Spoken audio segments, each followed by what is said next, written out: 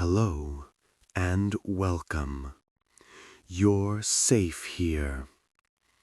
If you like, let's soften the day together. Breathe in slowly. 1, 2, 3, and out. 1, 2, 3. Again, a gentle breath in and a long, soft breath out. The night station settles like a shawl over tired shoulders. Announcements murmur from far-off speakers, each one a careful hush that never rises above a lullaby.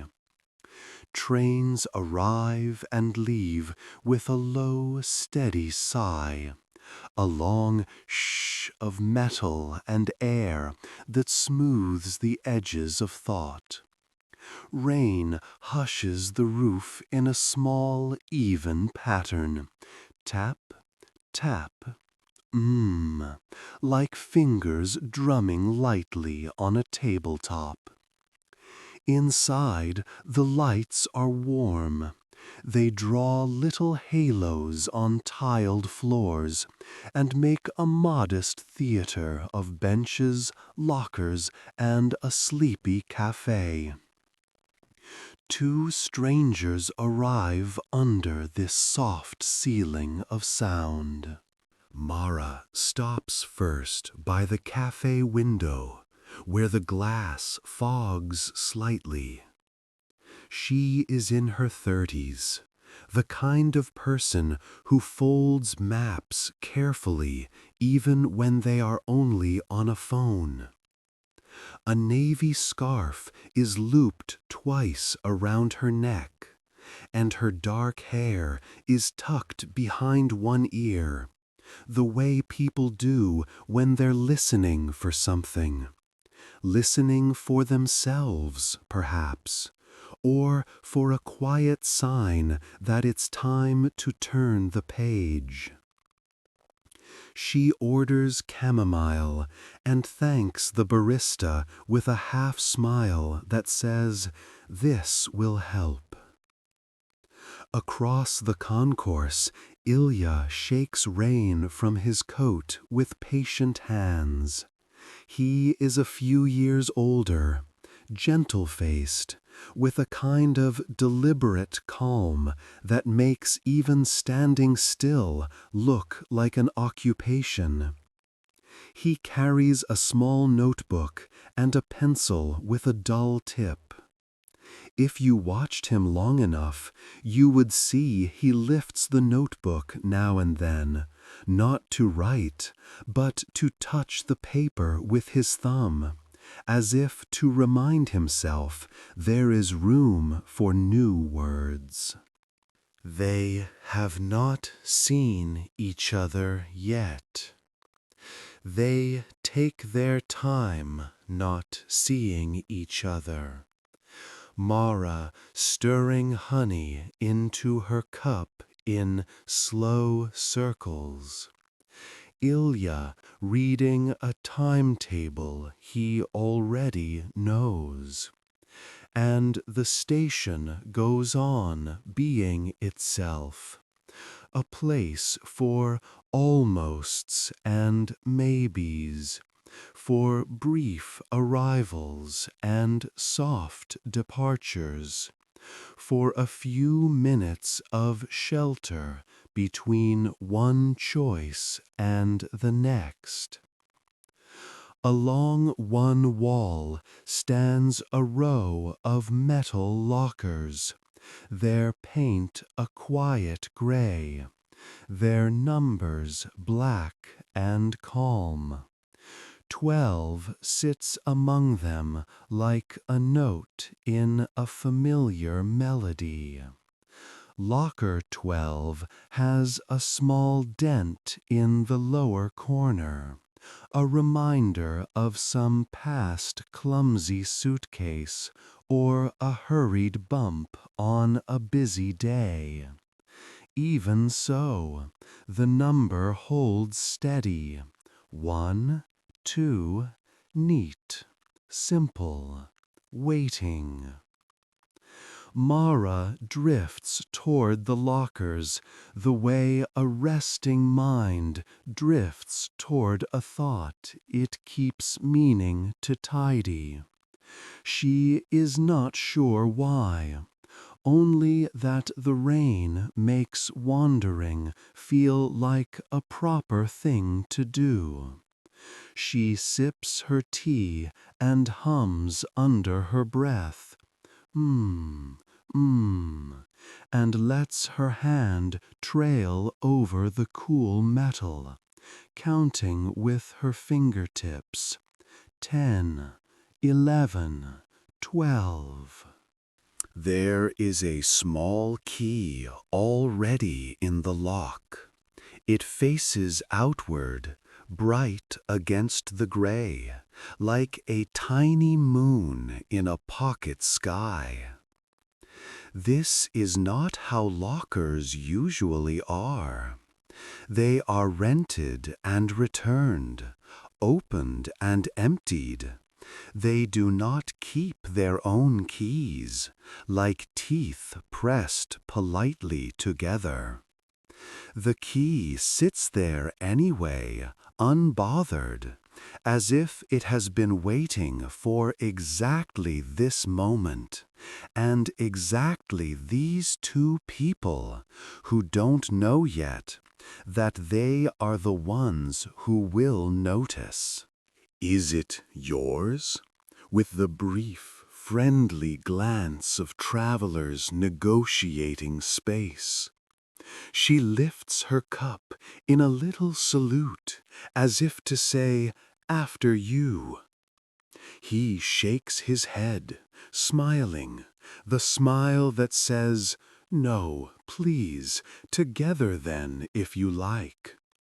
And with a shared breath, a small, brave thing disguised as ordinary, they look at locker 12. "Is it yours?" Mara asks, her voice low, gentle as wool. "I don't think it's anyone's," Ilya replies. He nods toward the key with a careful shrug. "Or it's everyone's for a minute." They listen to the rain. They let the idea rest, so it can open like a slow flower. Then, as if they both felt the same soft permission, Mara reaches out. She turns the key with 2 fingers. The lock clicks softly, not loudly at all. The door sighs open. Inside is a package wrapped in brown paper and tied with a cotton string. The paper is scuffed at the corners, but clean, the kind of careful wrapping someone makes when they believe a simple thing deserves respect. There is no name on the outside, no address, just the quiet presence of a bundle that does not claim to belong to anyone. Mara and Ilya look at the parcel the way you might look at a sleeping bird, with wonder, with kindness, with the instinct to make your own breath smaller, gentler, so as not to disturb it. "Could be a mistake," Ilya says softly. "Could be a message," Mara says even softer. They bring the parcel to the cafe, trading the small weight between their hands, like passing a bowl of warm soup. The barista nods, the way night staff do when they see kindness in motion, and sets down a second cup without being asked. They choose a corner table where the light pools and the window fog makes the world outside turn to watercolor. The rain paints the glass with steady lines, and the trains draw their low, soothing sighs across the tracks. If you'd like, breathe with them now, easy and slow. In, 1, 2, 3, and out, 1, 2, 3. Let shoulders soften. Let the jaw and forehead be smooth. This is a small, gentle story unfolding in your hands, and you may rest inside it. Mara unties the string and folds it into a neat figure 8. Ilya peels the tape away from the paper with the care people use on old photo albums. Inside are letters, dozens, maybe more, on different papers with different hands. Some on crisp cream, some on thin airmail sheets with faint blue lines, some on torn notebook pages with the ragged edge like lace. Every one of them is contained in a plain envelope with no address. Only the letters inside hold names, dates, places, a trail of careful ink. Dear M, my dearest friend, to the one I didn't know how to forgive. Mara breathes out a small, tender Ilya feels something move in his chest, like a chair drawn closer to a table. The waiting space between today and yesterday pulled in to meet.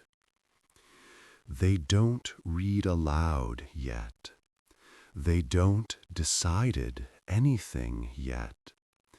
They just look, and the station looks with them, and the rain looks too, with its old, patient eyes. Perhaps the letters are lost. Perhaps they were meant to be found. Perhaps the sender believed that if words were held somewhere steady, like a locker in a station that never sleeps, the people who needed them would pass by eventually, that strangers would take care. The idea feels like a knit blanket over the knees of the night, practical, comforting, a kindness that is not in a hurry. Ilya turns over the top letter. The ink has faded to a soft brown. The date is long enough ago to make time feel round. He glances at Mara, and she nods, not in agreement exactly, but in welcome. Go on, let's see. He opens the envelope with the patience of a hinge. A line shows itself, simple and steady.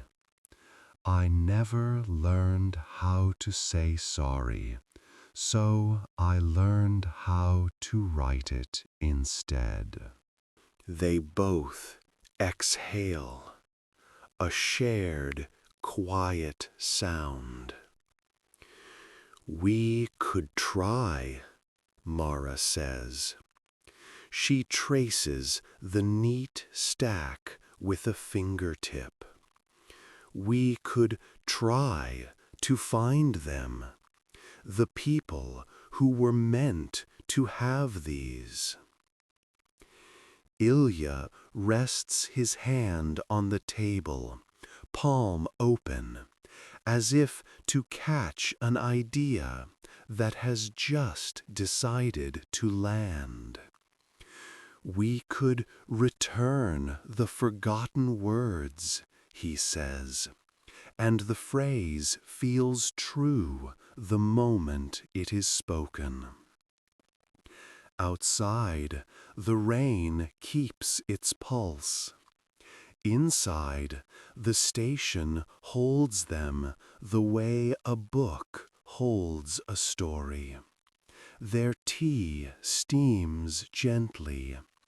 The lockers stand in their row with quiet dignity, and locker 12 sits with its door closed again, lighter now by the weight of letters and heavier by the weight of what may come next. If you like, soften your breath once more. In, slow and easy. Out, slow and easy. Every muscle can untie itself like that little cotton string, loop by loop, calm and sure. This is where the night begins to change, not with a bang, but with a warm, steady yes. Two strangers, a parcel of letters, and the soft promise to carry words back to where they belong. The letters spread across the small cafe table like a paper garden. Some were soft at the folds, some crisp with quiet resolve. Mara and Ilya made a simple plan. Read only as much as they needed to find gentle clues. Return each letter with care. Never pry more than kindness required. They stacked them into little nests.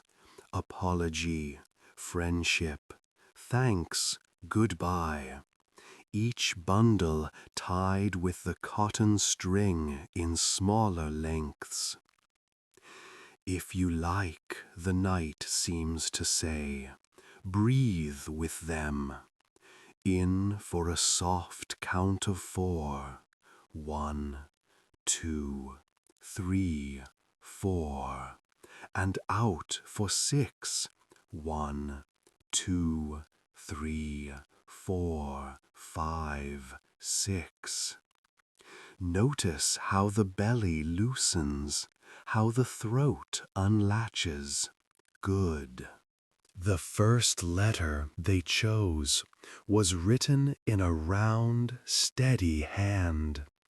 The paper smelled faintly of orange peel, perhaps from a box that once held fruit. It began, "Dear Margot, I kept the page where your ink dropped like a small moon. The line that followed gave them a clue as gentle as a thread. You always said the clock behind the bookstore ran 10 minutes slow, so we would have a longer goodbye. Bookstore, a slow clock, 10 minutes of mercy. The station's bookstore sat by a window with brass corners.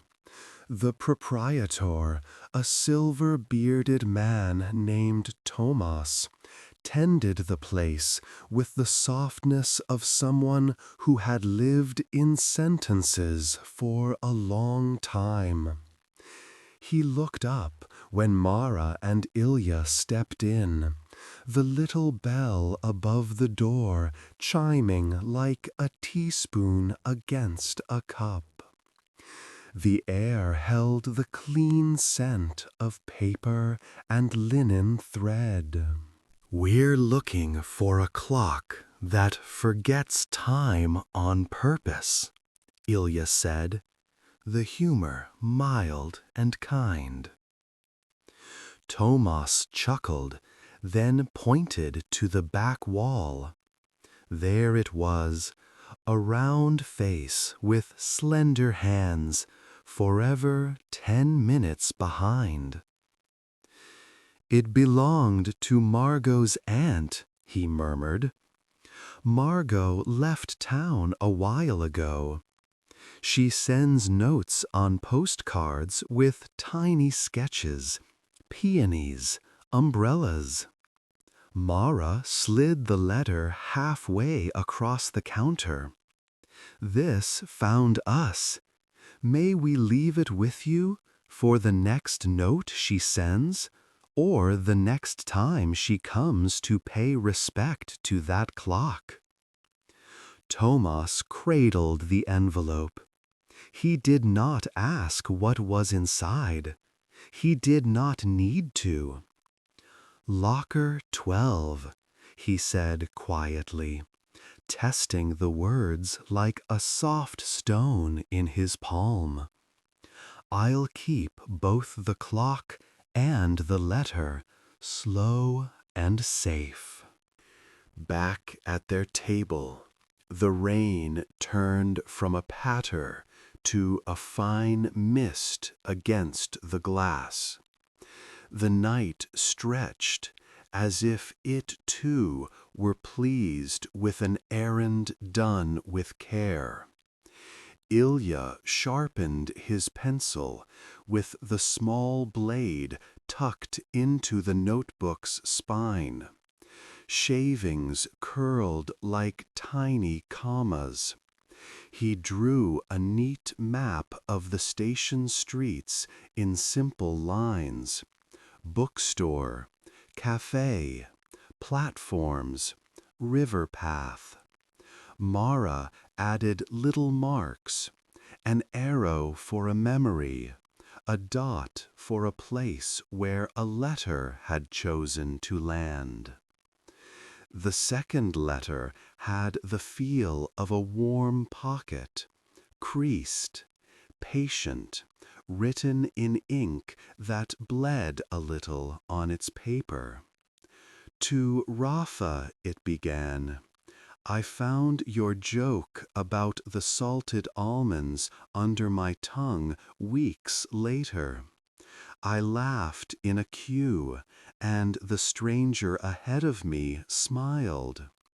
There was mention of Platform 2, a cart that sold paper cones of almonds at dusk, and a phrase that made them both pause with that soft of recognition. You said everything tastes kinder when shared between trains." They walked to Platform 2 under the station's high ribs and yellow lamps. The almond seller was a tall woman with a bright scarf, and a face that made people tell the truth without noticing. The air around her was warm with sugar and salt. Ilya explained in his measured way, and Mara placed the letter near the jars, where the steam was a low, happy breath. The woman pressed her hand to her heart. "Rafa is my brother," she whispered. "He sends postcards, bad drawings, perfect timing. I'll pass this along." She tucked the letter into a tin with a lid that clicked shut like a promise. They returned to the cafe with pockets carrying a little almond warmth, and the scent of cinnamon following them like a ribbon. Mara chose the next letter by feel. It was light, written on airmail paper, the edges delicate as lace. "Dear E," it said, "I still keep a vase for white peonies in November, because hope should have its own calendar." The words held such gentle stubbornness that both of them smiled without meaning to. The letter mentioned a shop with a green door, where the florist comes early, sometimes before the light, humming a tune that sounds like winter turning over to spring. So they walked down a side street. Leaves gathered in quiet piles along the curb, and the pavement shone with the kind of sheen rain leaves have when it is nearly ready to sleep. The flower shop's green door glowed softly under a little awning. Inside, a man was placing stems in a bucket, hands steady, gaze clear. The room smelled cool and green, a hush of eucalyptus and damp stems, the kind of scent that asks the mind to lean back and be a guest. "For E," Mara said, offering the letter with its spare weight. The florist glanced at the script and nodded, as if recognizing a familiar dancer in a crowd. "Elise," he said, almost to himself. "She taught me to rest. Imagine that, teaching a florist how to let things be." He placed the letter in a vase without water, as if paper had its own way of standing tall. They met Lila at the lost and found window, a woman whose laugh was quiet but strong, like a good thread. She kept a ledger, and in it she made a new column, Letters Locker 12. For each one she wrote only the gentlest fact, left with Thomas, with the almond seller, with the green door. No names beyond what the letter itself offered. No questions asked. Between errands, they returned to their corner for breaths and tea. If you like, join them now. In, soft and slow, until the ribs widen like curtains drawn apart. Out, longer than the breath in, until the shoulders sink one more small degree. If a thought comes and asks to be held, you may pat its hand and say, "Another time." The night is mending things with thread you can't see. Near midnight, they opened a letter that felt like a weathered bench, plain, sturdy, meant for rest. To the woman with the red umbrella at 6:10, it read, "I have watched you leave and return for a year, and I wish I'd learned to say hello the way people learn a new language, slowly, with kindness." The words suggested a habit, a timing, a path. They did not go searching. No following, no watching, only trust.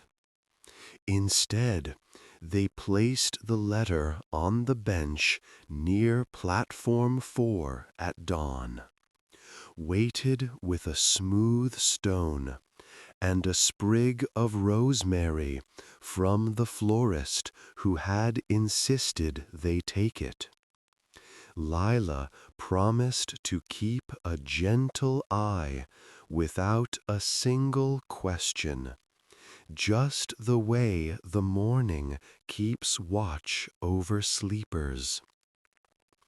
As the first pale suggestion of day began to silver the tracks, Mara closed the parcel's empty brown paper and folded it flat. Ilya tied the last ribbon of cotton string around their map. Not tight, only enough to keep the lines company.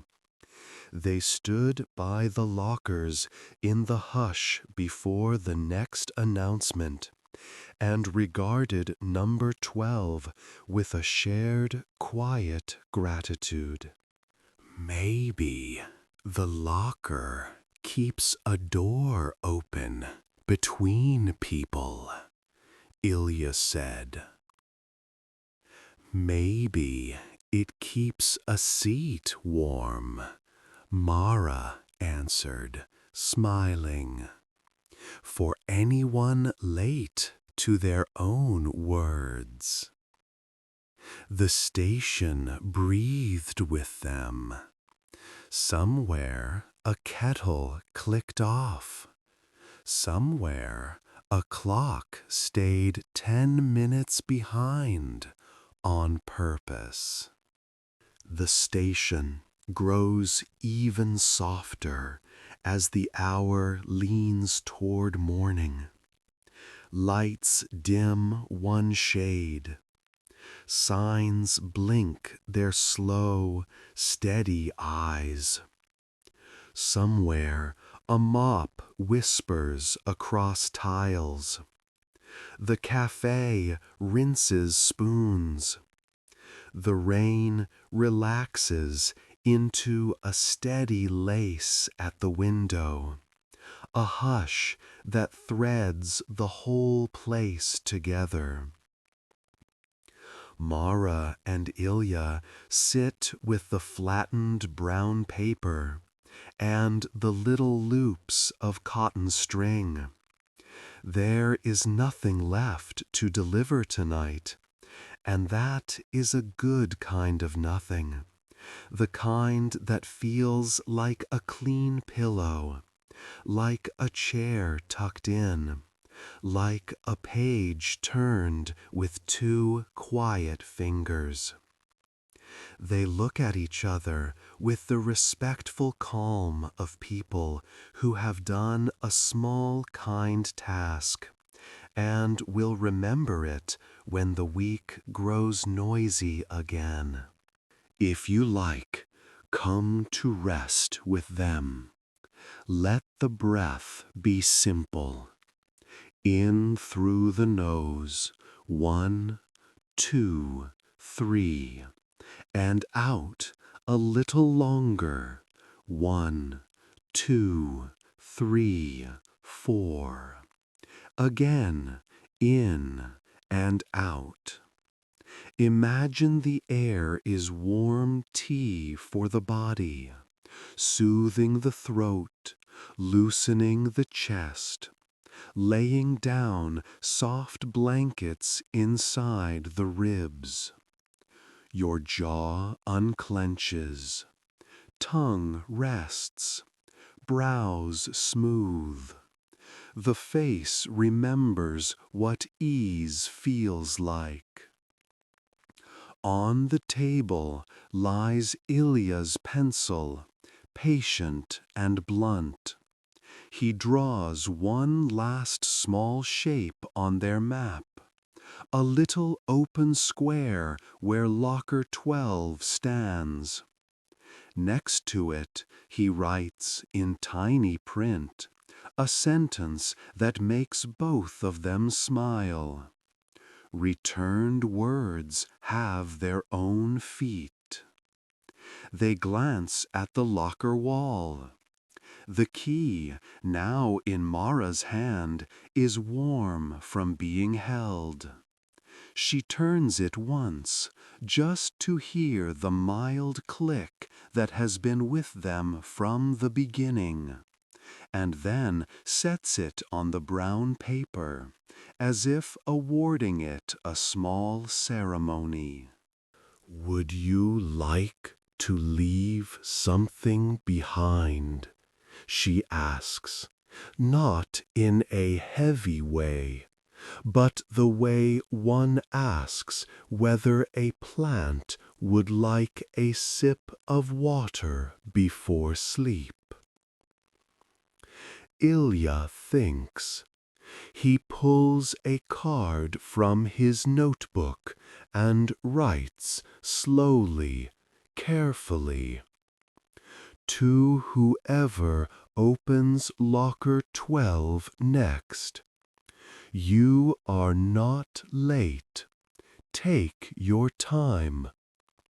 If you have a letter to return to someone else or to yourself, this is a good place to begin. He leaves a tiny line at the bottom.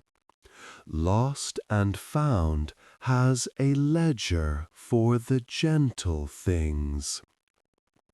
Mara adds a drawing of a thread with a knot that is easy to untie. Beneath it she writes, "For the words that took the long way home." They place the card inside the locker and close the door. The click is so soft it is nearly a sigh. Their reflections meet in the brushed metal, two shapes made of lamplight and a night well used. Now, if it feels right, let your shoulders grow heavy toward the mattress, as a coat hangs itself on a hook. Let the weight in your arms trickle down to your hands, to your fingers, to the little spaces between fingers, where warmth collects like honey. The back settles. The hips find their natural cradle. Knees soften. Ankles grow loose. Even the toes relax, each one a small lantern going to sleep. Mara returns to the cafe counter. The barista, who has watched kindness go by like trains, tips her head in greeting and slides over the last of the hot water. Steam curls up, a ghost of chamomile. Ilya tucks a folded map into the lost and found ledger, where Leela adds a tiny paper ribbon and writes in her tidy hand for those who need to follow a gentle route. They do not promise to meet again. They do not need to. They part the way good clouds do, patiently, without fuss, each taking their time to thin and drift. At the doors, they pause and share a last look that is not quite a conversation and not quite silence, something in between that carries what matters. A small nod, a soft that says thank you and says safe travels and says we did a kind thing. Outside, the air is washed and mild. Inside, the station holds the note in locker 12, a seed that will wait without hurrying. Somewhere in a flat 3 streets away, a florist will place a letter beside a vase. Somewhere on a train, a woman with a red umbrella will sit down, find a smooth stone and a sprig of rosemary, and lift an envelope that seems to have been waiting for her hand. The world continues its soft commerce of words and listening. If you wish, let a letter now, quietly in the gentle mailbox of your own mind. It might be addressed to someone you miss, or to a version of yourself who is tired but brave. It doesn't need many words, perhaps only I see you, or thank you, or I'm learning. Imagine setting that small envelope inside locker 12. See the door close. Hear the mild click. Notice the way your chest loosens when you know the message is safe. Let the breath slow another measure. In for a count of 3. 1, 2, 3. And out for 5. 1, 2, 3, 4, 5. Like the station clock that runs 10 minutes slow on purpose, your breath can keep a kindly rhythm that grants you extra moments of peace.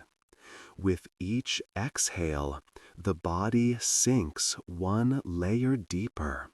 With each inhale, the mind is brushed with fresh air and the faintest scent of rain. Perhaps you can hear the train in the far distance now, a velvet hush on the tracks, a long, soft shh that seems designed for lullabies. Perhaps you can feel the smooth edge of the cotton string, loop by loop, as it unties whatever is still holding on. What is heavy may rest. What is restless may rock itself gently, as carriages do, as a story does when it finds the end of its paragraph and stops without a period. Mara steps out into the early light, her scarf snug, her tea cooling in her hands. Ilya buttons his coat and walks home by the river path where the sky turns milk blue. The station is not empty, not really. It is full of small, true things that know how to wait.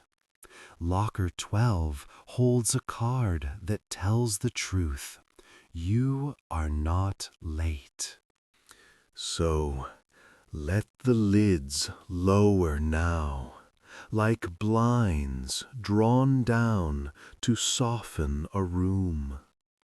Let the mind set down its bag, its list, its tickets. The bed is a long, quiet carriage. The pillow is a safe envelope. The blanket is steady weather. You are being carried, hushed along smooth tracks, to a place that knows your name. There is no rush. There are no stations you must not miss. Only this calm, steady motion toward rest. If a thought arrives, you may smile at it and whisper, "Tomorrow. Tonight I travel by sleep." In, slow, and out, slower. The rain grows lighter, the room grows warm, and you, gentle traveler, with letters posted and worries put away, may drift now, kindly and completely, into sleep.